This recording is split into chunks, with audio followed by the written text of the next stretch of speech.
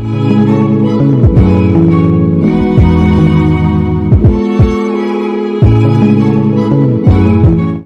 out last night of Sebastian Fundora taking on potentially Thurman.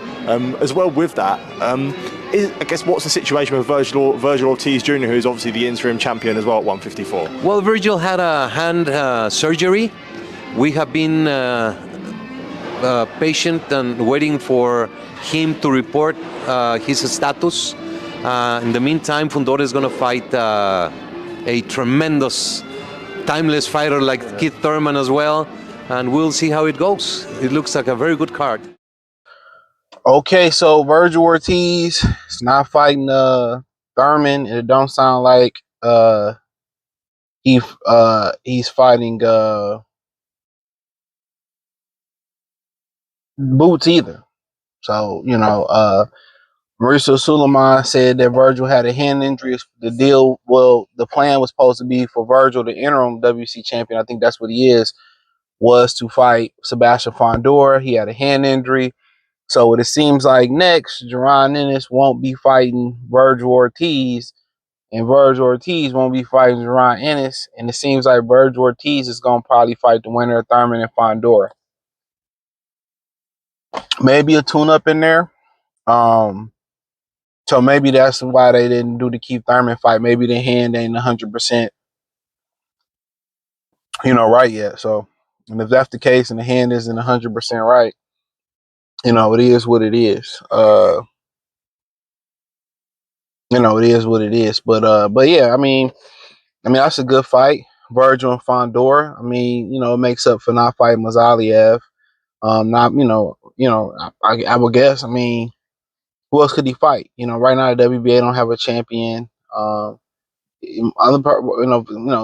Zayas is not gonna fight him. He told him to get a belt, and Mazaliev. So I think it's a good fight, him and Fundora. I mean, I'm guessing he's probably gonna tune up with the hand, but no. I mean, I would go for Fundora too, get a belt if he can win. He's actually taking the belt from a guy that some people see as the #1 fighter. Most people, I believe, would see Fundora as, if they got the hate out their chest, would see him as the #1 fighter in the division. So that's the plan. And Vergil, how you play how girls play double dutch, and they just, people for years been waiting for him to jump in, and people been for years waiting for him to jump in and fight. And fight somebody and fight for a world title. But that just once again proves Eddie Hearn and Jerron Boots, as fraudulent. Eddie stay lying. Oh, we got a deal to fight. Vergil Ortiz is in the contract. Vergil Ortiz come on and say ain't no deal. Well, I ain't signed nothing. Or the daddy come on and say we ain't signed nothing. We ain't heard nothing. De La Hoya did say they wanted to make the fight, and maybe De La Hoya made it on his behalf. Now Suleiman saying the understanding is Vergil's gonna get healthy with the hand and fight Fundora. There you have it. Well, but no, are you ever gonna get Boots and Vergil Ortiz? Probably not. Boots don't really seem to be interested in fighting nobody. And for Boots, for Vergil, he's still on the quest to become a world champion. So,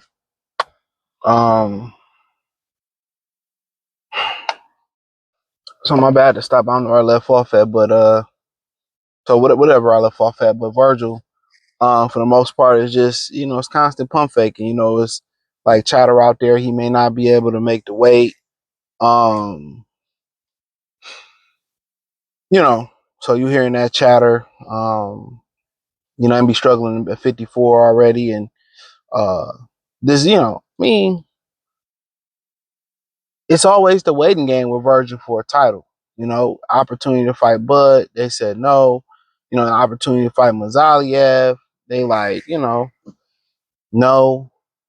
Opportunity to fight Fundora.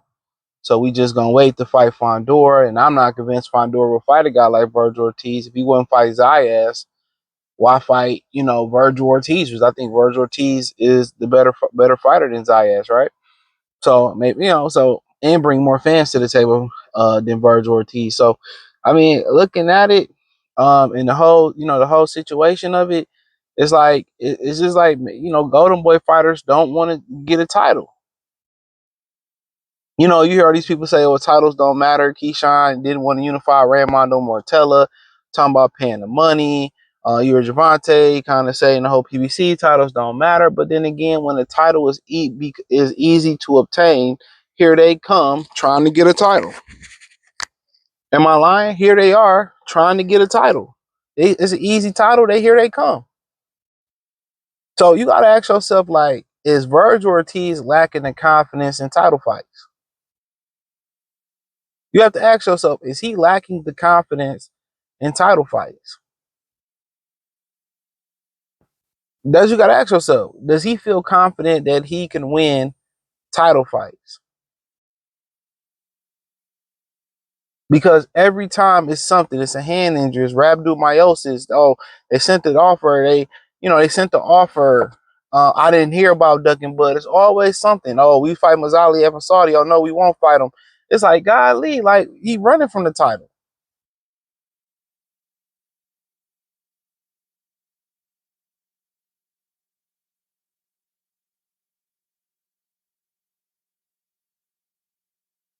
People are like, damn, like he had a title phobia.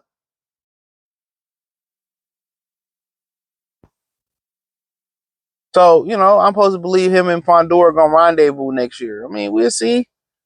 You know, next thing you know, he's gonna be making his 160-pound debut. Went through 40 without a title, went through 47 without a title, and we still waiting at 154 pounds to see if he able to obtain a title.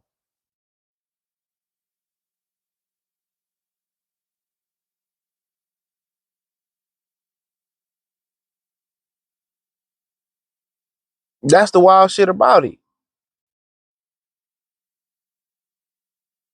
But as far as that fight, I think Vergil got a chance at beating Sebastian Fundora. He seemed to have good conditioning. He seemed to come on late. He seemed to like to, come forward. You know, his defense is not as bad as people make it. I don't think it's bad at all. You know what I'm saying? I think he'll go for the body shot. He got the, Robert Garcia. You know what I'm saying? I think he got a, good as anybody chance to beat, Fundora as anybody. But you just get to the point where it's like, okay, tune up, tune up, tune up, tune up, or title. He has some good fights, some good solid contenders. McKisson. Did he fight Mo Hooker? I don't know if he fought Mo Hooker, but he was, Bopachuk and Madrimov. Somebody was in the comment section. The Boost fan was, we didn't say anything when he fought Frederick Lawson. He was coming off an illness, rhabdomyosis.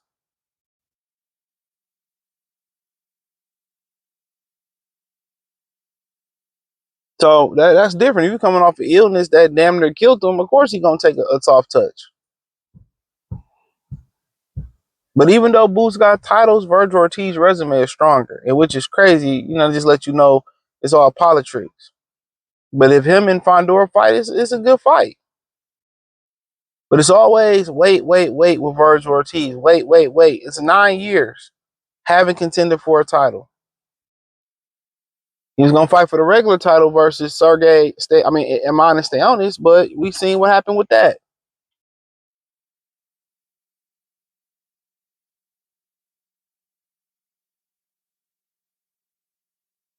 We seen what happened with that. So, ultimately we'll see. But for the most part, it's the waiting game. It continues to be the waiting game for Vergil Ortiz. At what point does he, shut up and put up? So, I mean, do they take a tune up with the hand?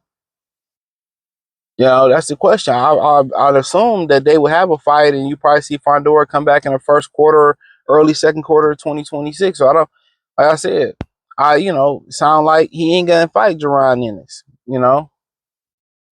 Would he go fight Jerron Ennis first, then fight Sebastian Fundora backwards? He would fight Fundora, get the title, fight Boots.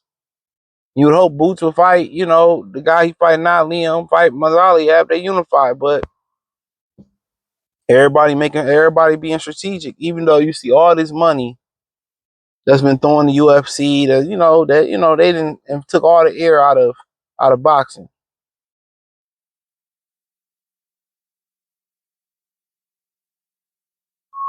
They done took all the air out of boxing.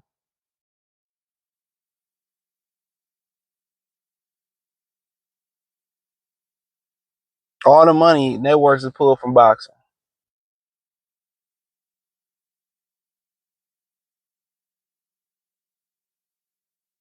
It's crazy. It's crazy. Very, very crazy. But, you know, here we are. Here we are. But hey, let me know what y'all girls and guys think. Thumbs up the video, share the video, subscribe to the channel. The subscribe button is the bell icon button. Hit all notifications, increase your chance to get notifications. We go live with our video. Follow me on X, Instagram, Facebook, Kick, Twitch, Patreon, the Free Game 89 channel, my Motor City Sports Talk, Detroit channel, everything inside the link tree. Peace.